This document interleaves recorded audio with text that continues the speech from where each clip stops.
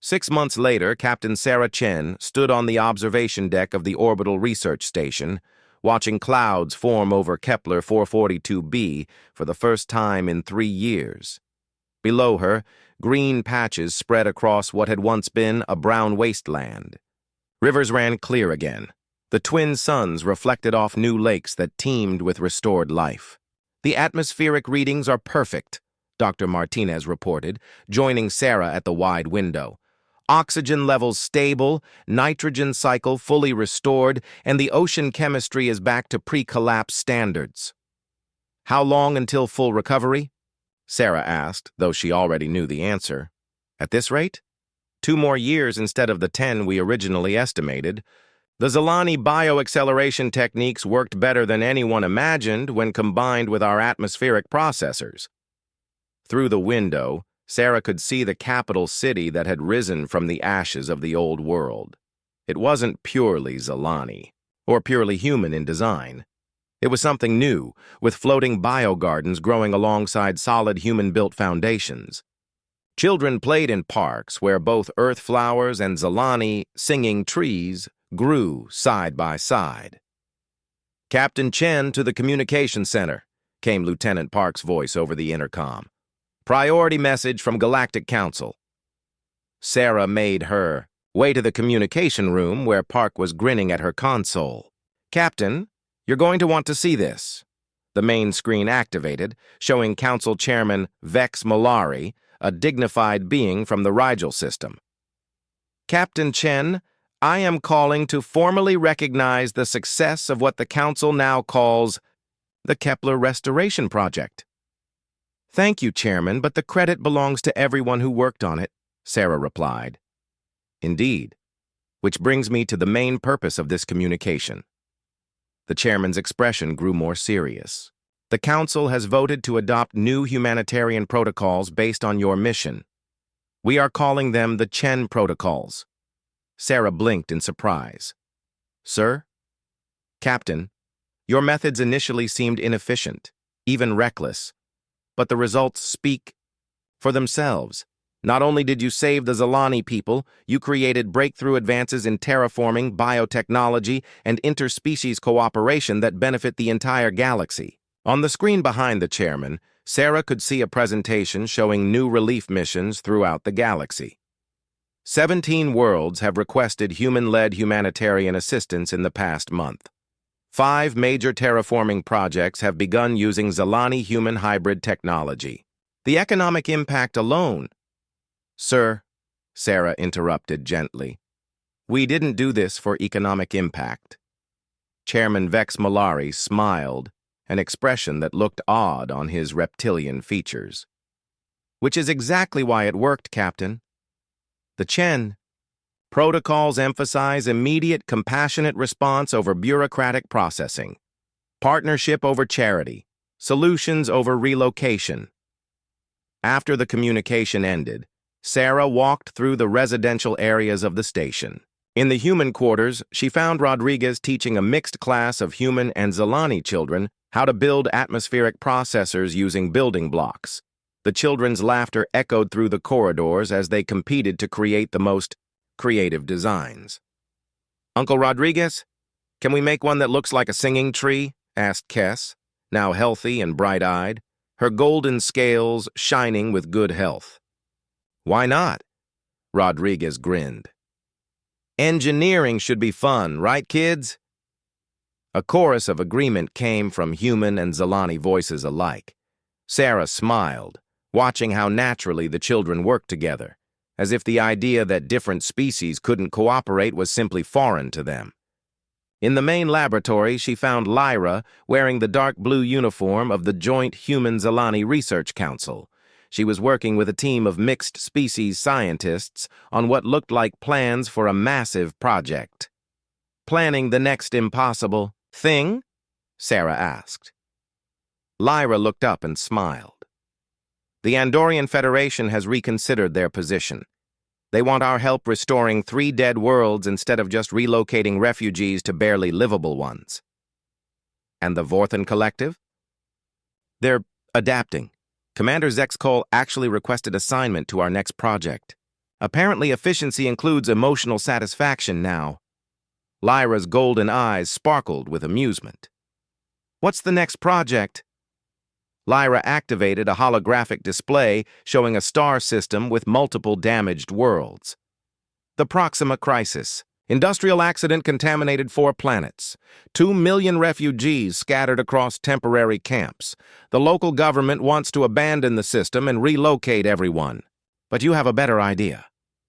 We have a human idea, Lyra corrected. Fix the problem instead of moving it somewhere else.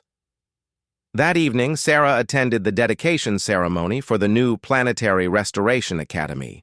Students from dozens of species had come to learn the hybrid techniques that made the Kepler project possible. The main speaker was Elder Corvash, now serving as Director of Biointegration Studies. 6 months ago, Corvash said to the gathered crowd, my people were refugees with nothing to offer but desperation.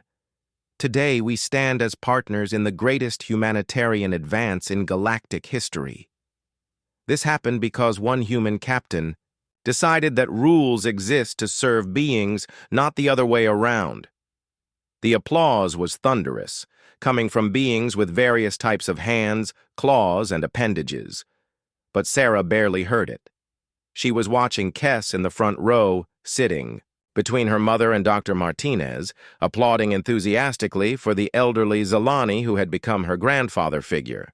After the ceremony, Sarah found herself alone with Kess in the Academy's memorial garden, a place where they had planted seeds from every world that had contributed to the restoration project. Captain Sarah, Kess said in her clear young voice, my mother says you saved us, but I think we saved each other. What makes you say that, little star? Because before we came here, you were just following rules and helping people the normal way. But now you're changing how everyone helps everyone. We taught you that broken things can be fixed instead of thrown away. Sarah knelt down to Kess's eye level. You might be the smartest person on this station. I learned from humans and Zelani, Kess replied seriously. That's why I'm smart. Different kinds of thinking make better thinking. Later that night, Sarah returned to her quarters to find a message waiting from Admiral Harrison. His face appeared on her personal communication screen, and he was holding an official document. Captain Chen, the Galactic Humanitarian Council, has awarded you the Cross of Universal Service, the first human ever to receive it. But more importantly, they're offering you command of the new Rapid Response Fleet, 12 ships, mixed crews, unlimited authority to respond to humanitarian crises throughout the galaxy. Sarah looked out her window at the lights of the restored world below. Admiral, does this mean I get to keep doing impossible things? Captain, you'll be doing things so impossible that other species will probably think we've lost our minds completely. Admiral Harrison grinned. Standard human operating procedure, in other words. Then I accept. 3 days later, Sarah stood on the bridge of her new flagship, the HMS Partnership, watching Kepler 442b shrink in the view screen as they departed for the Proxima system. Her crew was a mix of species, humans, Zelani, and even a few Vorthan who had requested transfer to learn efficient compassion. Lyra served as Chief Science Officer, while Rodriguez had been promoted to Chief Engineer. Dr. Martinez ran the medical bay with the help of Zelani biospecialists. And in the ship's school, Kess was already teaching other children about the day her mother had begged strangers to feed her, and how that moment had changed the galaxy. Captain, Lieutenant Park reported from the communication station, we're receiving a distress signal from the Proxima system. Multiple worlds in crisis, millions of beings in need of immediate assistance. Set course for Proxima, Sarah ordered. Maximum speed. As the stars shifted around them, Sarah smiled. Somewhere, in the galaxy, there were people who needed help. People who had been told their situation was hopeless. Their worlds were finished. Their problems were too big to solve. They were about to learn that humans had a different definition of impossible. And they were about to discover that when Different species worked together with compassion and determination. Impossible things became inevitable. The galaxy was changing, one impossible rescue at a time. The wind outside the research station screamed like a wild animal. Dr. Elena Vasquez pulled her jacket tighter around herself and her baby daughter Maya. The little girl was only 6 months old, with big brown eyes and soft black hair that reminded Elena of her own mother. 3 days ago, everything had been normal. Elena was doing her work on Titan 7, studying the ice formations and sending reports back to Earth. The station was warm and safe. Maya would giggle and play with her toys while Elena worked at her computer. Life was good, even though they were so far from home. Then the meteor shower came. Elena remembered hearing the first impact. It sounded like thunder, but different, more angry. She had run to the window and seen bright streaks of light falling from the dark sky. One by one, the meteors hit the ground around the station. The building shook with each impact. The worst part came when a large meteor hit the power station outside. All the lights went out at once. The heating system stopped working. The communication equipment went silent. Elena tried everything she knew to fix it, but nothing worked. The damage was too bad. Now, 3 days later, the station was getting colder and colder.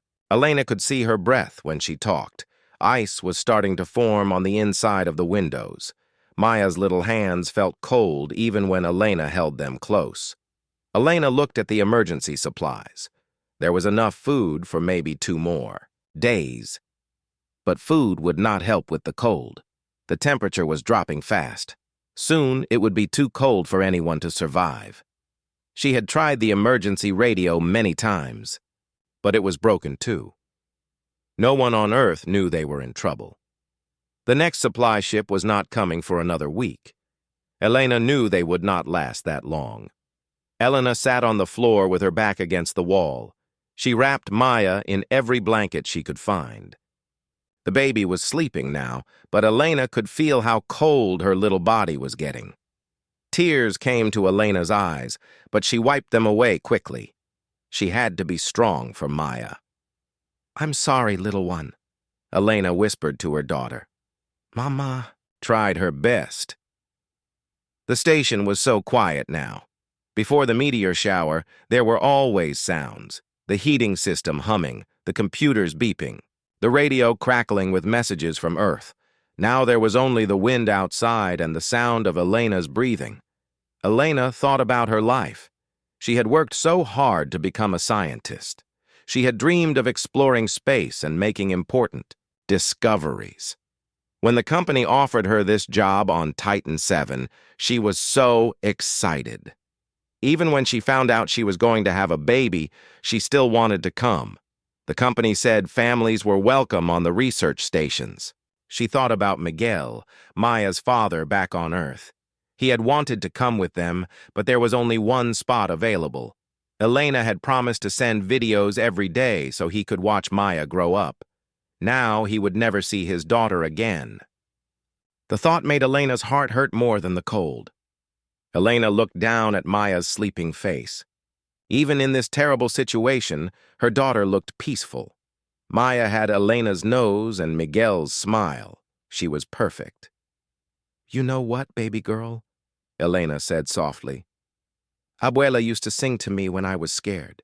She learned the song from her mama, and her mama learned it from her mama too. It's been in our family for a very long time." Elena's voice was shaking from the cold, but she started to sing. It was an old song her grandmother had taught her when she was Maya's age.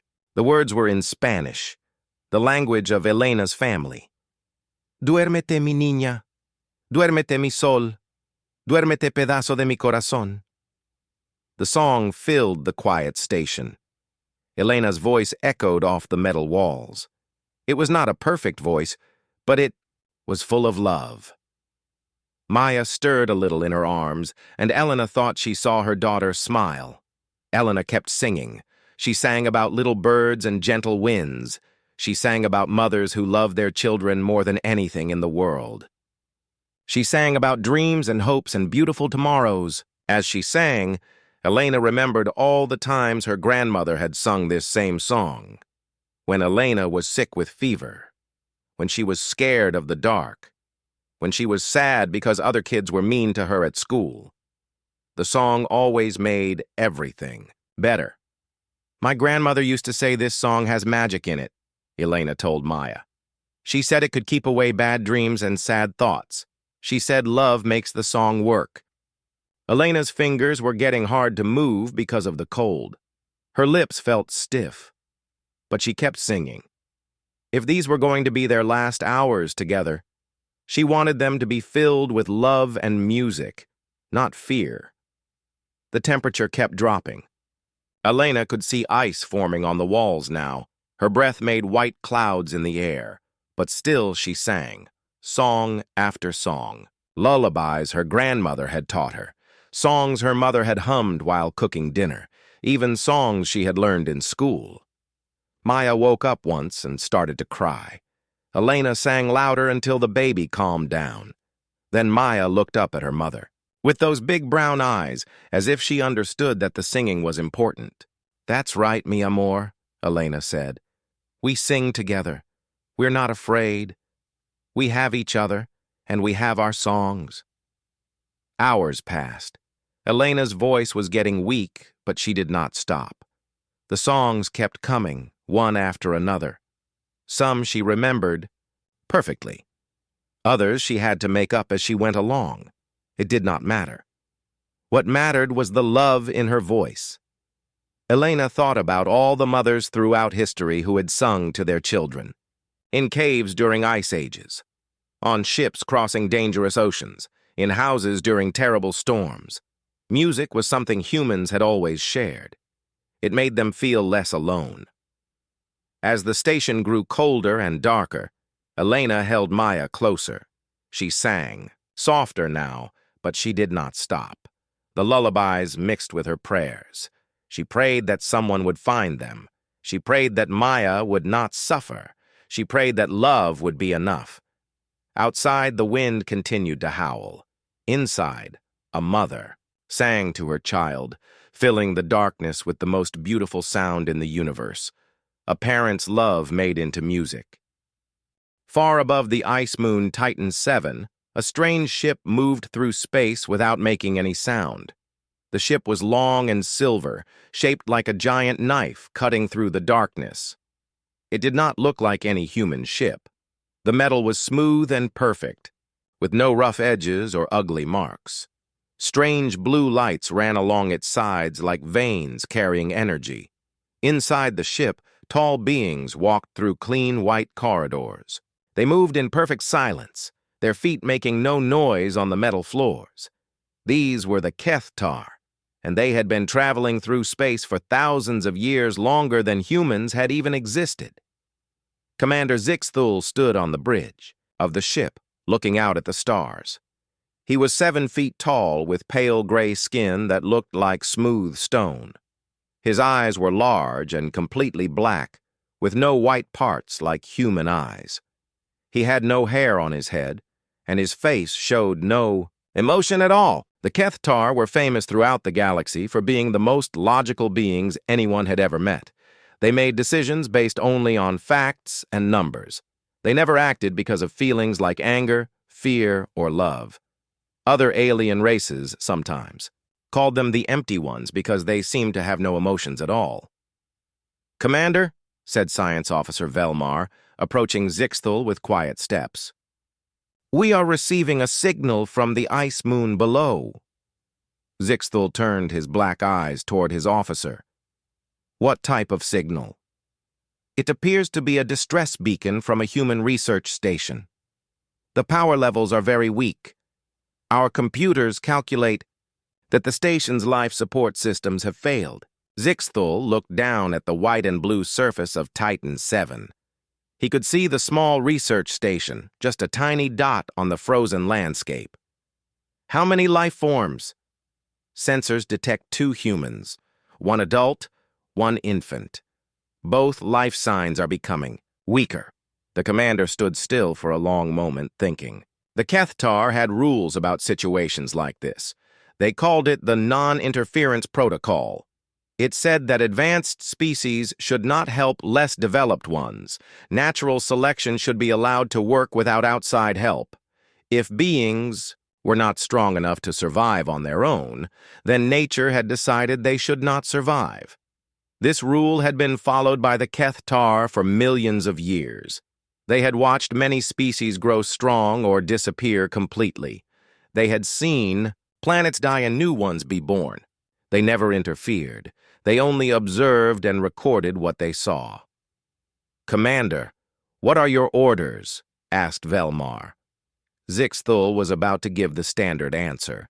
They would record the event and move on. But then something strange happened. The ship's sensors picked up another signal from the station below. This one was different. "What is that sound?" Zixthul asked. The science officer checked his instruments. "It appears to be acoustic vibrations. The human adult is creating rhythmic sounds with her vocal cords." "Explain."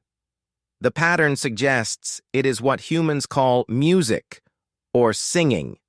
Our database indicates this is a common human behavior, especially in situations of emotional stress." Zixthul had read about human singing in their files. The Kethtar had studied many species, and they knew that some of them made organized sounds for no logical reason. Birds did it. Whales did it. Many mammals did it. The Kethtar had always found this behavior puzzling and wasteful.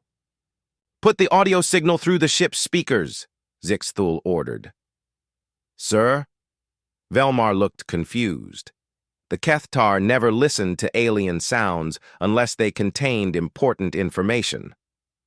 "You heard my order." Velmar pressed some buttons, and suddenly the bridge filled with a sound none of them had ever heard before. It was Elena's voice, singing softly to her baby daughter. The lullaby floated through the ship like a gentle wind. The Kethtar crew members stopped what they were doing. They stood perfectly still, listening to the strange sound coming from the planet below. They had heard many things in their travels through space: the roar of dying stars, the crash of planets breaking apart, the radio signals of 1,000 different species. But they had never heard anything like this. The song was simple. Just one voice, growing weaker as the human female became colder. But there was something in that voice that made the Kethtar feel different. They could not name the feeling because they had no words for it in their language. "Analysis," Zixthul said, his voice quieter than usual. "The acoustic patterns show mathematical precision," Velmar reported. "The rhythm is regular. The tones follow harmonic sequences. But what? There are irregular elements that do not follow logical patterns. The voice changes in ways that serve no practical purpose. It becomes softer, then stronger. Sometimes it shakes slightly." What Velmar could not explain was that Elena's voice shook with love. When she sang about her baby being safe and warm, her voice became gentler. When she sang about protection from harm, her voice became stronger. The Kethtar instruments could measure the sound waves, but they could not measure the emotion that created them. On the bridge, other crew members began to gather. This was unusual. The Kethtar normally worked alone at their stations, but something about the singing drew them together. They stood in a circle, their black eyes focused on the speakers, listening to the human female's voice. "The logical course of action is clear," said Navigation Officer Kexron. "We should continue our mission. The human situation does not concern us." But even as he said these words, Kexron did not move toward his station. He continued to stand and listen. The singing continued. Sometimes it was in a language the Kethtar could translate. Sometimes it was in sounds that seemed to have no meaning at all, but meaning and logic seemed less important now. What mattered was the way the sounds made them feel inside. "Commander," said a young officer named Tilnex, "I am experiencing irregularities." "Explain." "My cognitive processes are being affected by the acoustic input. I find myself unable to focus on my duties. Instead, I am curious about the humans below. This was shocking. The Kethtar were never curious about individuals. They studied species as groups, but they did not care about single beings. One human life was no different from any other human life. That was the logical way to think. But as Elena's lullabies filled their ship, something began to change in the Kethtar minds. They began to think about the adult human, alone on the cold moon with her infant. They imagined her fear and her sadness. These were not logical thoughts. They were something new and strange. The acoustic patterns are becoming weaker, Velmar reported. The human's life signs are failing rapidly. Zixthul closed his black eyes and listened to the fading song. For the first time in his long life, he felt something that had no name in his language. Later, when the humans taught him their words, he would learn to call it compassion. "Change course," he said quietly. "Sir?" "Set course for the research station. Prepare the medical bay." "But, Commander, the non-interference protocol—" "I am aware of the protocol." Zixthul opened his eyes and looked at his crew. They were all watching him with surprise. "But I am also aware that some things are more important than protocol." As the Kethtar ship changed direction and headed toward Titan 7, Elena's voice continued to sing through their speakers. None of them knew that they were about to make the most important discovery in their species' history. They were about to learn what it meant to feel. The Kethtar ship landed on the frozen surface of Titan 7 without making a sound. Snow and ice blew around the silver vessel as its landing legs touched the ground. Through the swirling white storm, the dark shape of the human research station looked like a dying animal. Inside the station, Elena could barely keep her eyes open. Her voice was now just a whisper, but she still sang to Maya. The baby was so cold that she had stopped moving. Elena's heart was breaking, but she would not stop singing. If these were their last moments together, she wanted Maya to hear love, not silence. "Sleep, my little star," Elena sang in Spanish, her breath making small white clouds. "Sleep, my piece of heart. Mama will sing until the angels come." Outside, Commander Zixthul led his boarding team toward the station. The Kethtar wore special suits that protected them from the cold, but they moved carefully across the icy ground. They had never rescued anyone before. Their equipment was designed for studying and recording, not for saving lives. "Life signs are very weak," reported Medical Officer Silthera, checking her scanner. "The adult human's body temperature is dropping to dangerous levels. The infant's vital signs are barely detectable." Zixthul stopped walking and listened. Even through the storm and the metal walls of the station, he could hear Elena's voice. It was much weaker now than when they first heard it on their ship, but it was still there, still singing. "How is that possible?" asked Velmar. "According to our medical data, humans should be unconscious by now in these conditions." "I do not know," Zixthul replied. But deep inside his mind, something was beginning to understand. The human female was using her last strength not to call for help, not to try to escape, but to comfort her child. This was not logical behavior. This was something else entirely. The Kethtar team reached the station's main door. Their technology easily opened the electronic locks. As the door slid open, cold air rushed out to meet them. The first thing they noticed was the sound. Elena's singing filled the dark corridors of the station. Her voice echoed off the metal walls, mixing with the wind outside to create something that sounded almost like music from another world. The Kethtar had never heard anything so beautiful or so sad at the same time. They followed the sound through the station's halls. Emergency lights flickered weakly, casting strange shadows. On the walls, ice covered everything like crystal decorations. Their boots made soft sounds on the frozen floor. When they reached the main living area, they stopped. There, in the middle of the room, sat Elena with Maya in her arms. Both humans were wrapped in blankets and surrounded by everything Elena could find to keep them warm. But what struck the Kethtar most was Elena's face. Even though she was dying, even though her lips were blue from cold and her hands were shaking, Elena was smiling. She looked down at her baby with such love that it seemed to warm the air around them. And she kept singing, her voice soft and gentle like a summer breeze. Duérmete mi niña, duérmete mi sol, Elena sang, not noticing the strange beings who had entered her world. The Kethtar team stood perfectly still. They had seen death many times in their travels through space. They had watched stars burn out and planets freeze over. They had observed the end of entire civilizations, but they had never seen anything like this.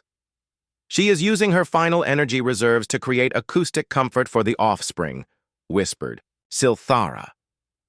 "This behavior makes no logical sense. It will not improve their chances of survival."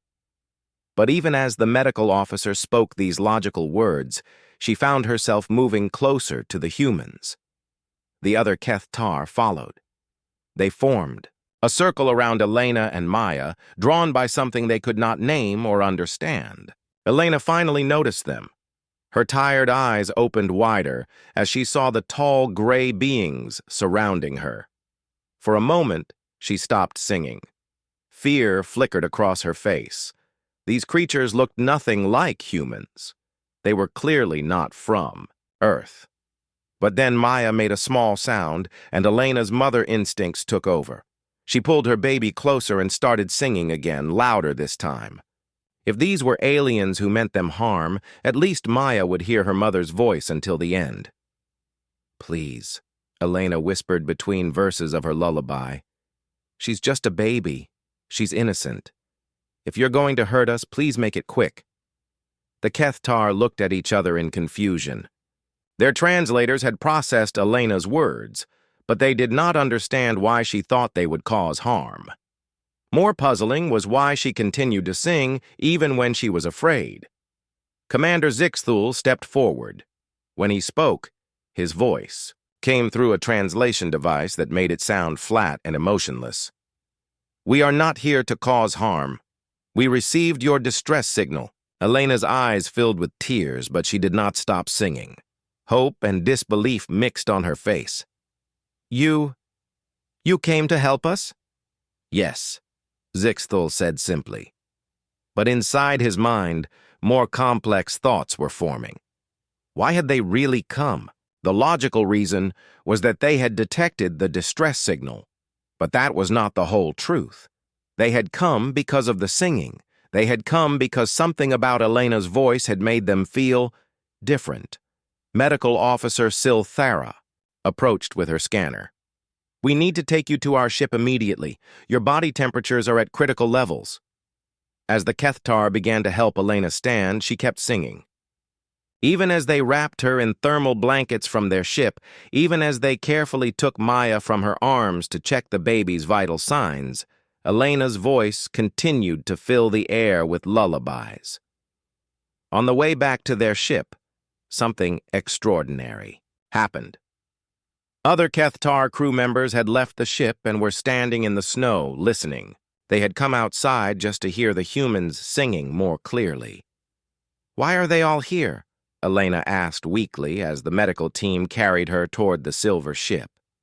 Zixthul looked at his crew members standing in the freezing wind. It was completely against their nature to leave their posts for no logical reason. "I believe," he said slowly, "they want to hear your music." Inside the Kethtar medical bay, Elena was placed on a bed that immediately began warming her body back to safe temperatures. Maya was in another bed nearby, small medical devices monitoring her tiny heartbeat. Both humans were going to survive, but Elena was still worried. "Will she be okay? Please tell me my baby will be okay." "The infant will recover completely," Silthara assured her. "But she needs rest now. No more singing." Elena looked panicked. "But if I don't sing, she might be scared. She's used to hearing my voice." Zixthul observed Elena's distress. Even now, when her own life had been saved, her first concern was for her child's comfort. This level of selfless care was unlike anything in the Kethtar database. "What if," he said carefully, "we recorded your singing? Then the infant could hear your voice even when you are resting." Elena's face lit up with gratitude. "You would do that?" As Elena began to sing softly into the Kethtar recording device, her lullabies were transmitted throughout the ship. Every crew member stopped their work to listen. In their advanced civilization, they had discovered faster-than-light travel, energy weapons, and technologies beyond human imagination. But they had never discovered the simple power of a mother's love, expressed through song. That was about to change everything. 6 months later, Elena stood on the observation deck of the Kethtar mothership, watching as stars streaked past the great windows. Baby Maya, now 1 year old, sat in her arms babbling happily at the lights. The little girl had grown strong and healthy during their time with the aliens, and she seemed to love the adventure of traveling through space. But the real change had happened to the Kethtar. Commander Zixthul approached Elena, carrying a small device in his hands. His movements were different now, softer, more careful. His black eyes, once completely empty of expression, now showed something that Elena had learned to recognize as warmth. "The communication is ready," he said, his voice no longer flat and mechanical. Over the months, he had learned to speak with emotion, letting feeling color his words. Elena nodded and activated the device. Suddenly, the observation deck filled with voices, hundreds of them, speaking in dozens of different alien languages. These were representatives from across the galaxy, all connected through the Kethtar communication network. Citizens of the galaxy! Zixthul spoke into the device, his words being translated instantly into every known language.